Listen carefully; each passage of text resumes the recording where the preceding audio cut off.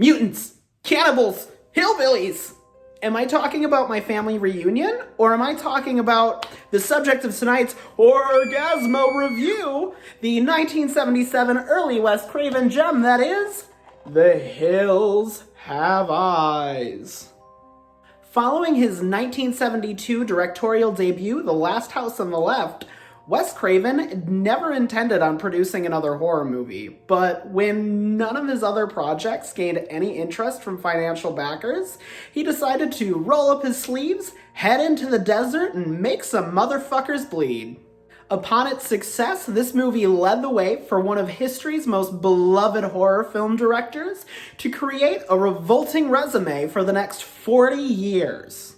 Craven combined elements of Hansel and Gretel, The Sawney Bean Story, The Grapes of Wrath, and the Texas Chainsaw Massacre, but surprisingly not The Sound of Music, to create this madcap macabre masterpiece. Let's talk about it, shall we? Bob and Ethel are the ma and pa of the all-American Carter family who, to celebrate their silver anniversary, take the whole family on a cross-country trip in the RV.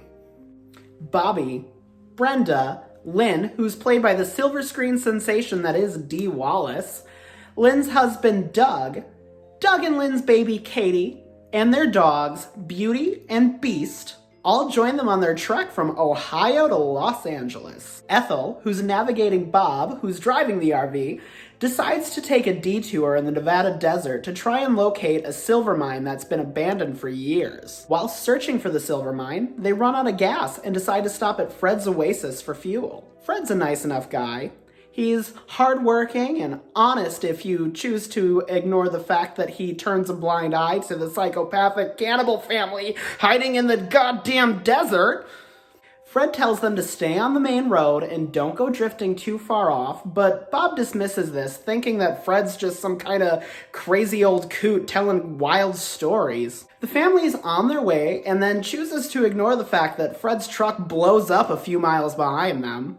Rolling along, the Carter family RV sputters across the road and crashes, leaving no one harmed but also keeping them stranded in the Nevada desert. Bob says, fuck this shit, and starts walking to Fred's Oasis to get more fuel and some materials to help fix the car. Meanwhile, Beauty and the Beast are barking up a storm and flipping their shit somewhere off in the distance when Beauty's chain breaks, and Bobby decides to go chase after her because that's a smart idea, right? Bob finds Fred in the Oasis, and Fred's getting all mopey thinking about old memories of how he beat his son Jupiter with a tire iron for killing the family cow, apparently. Turns out Jupiter ran away from home, married a prostitute, and started a family of cannibals who hunt travelers who are lost in the desert to steal from them and, well, eat them. Cut back to Bobby, who finds the poor dog's corpse and then goes back to the RV and mentions nothing to the family about it. Oh, I don't want to scare them. Dude, you're lost in the desert. There's nothing around for miles, and your family is stranded here. You should probably tell them about the dog, too.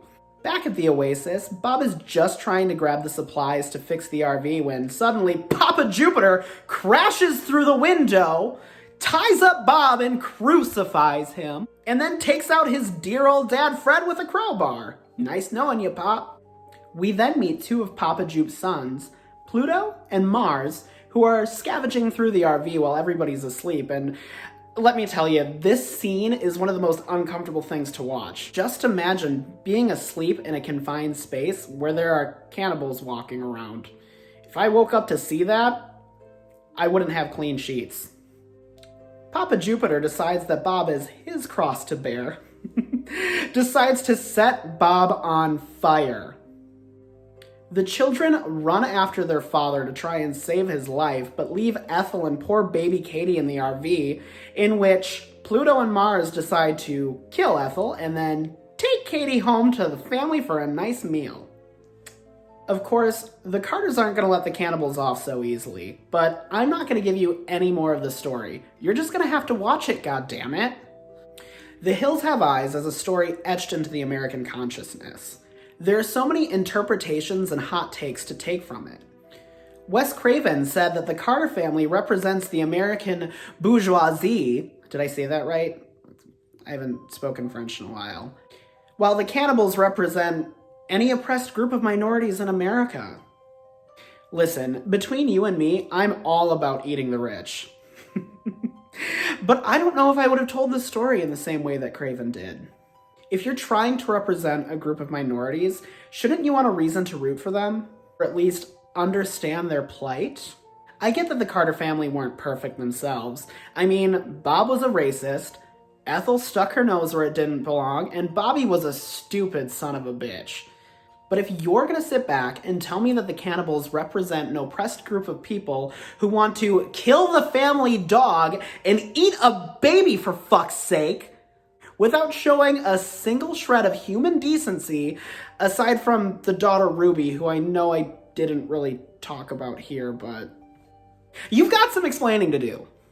I'm not gonna knock Wes Craven too hard. He was a genius and did bestow upon us some of the greatest movies of his era. But we gotta be real here. For every Nightmare on Elm Street, he directed a shocker.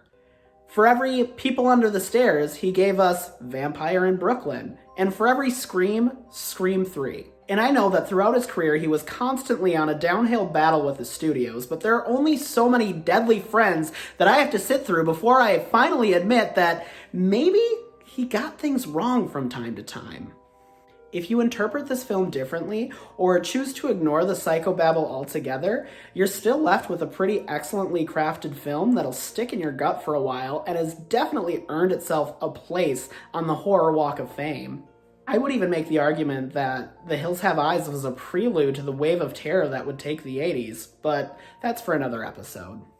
Rizzo gives this movie 7 ghost emojis out of a potential 10. By no means would I call The Hills Have Eyes one of Craven's best works, but with it we see an early glimpse into the mind of a man who would shape American cinema for decades to come. Thank you guys so much for watching the HORRORGASMO review. Do you have a movie you want to see me talk about? Or did you like this episode, or do you disagree with my analysis?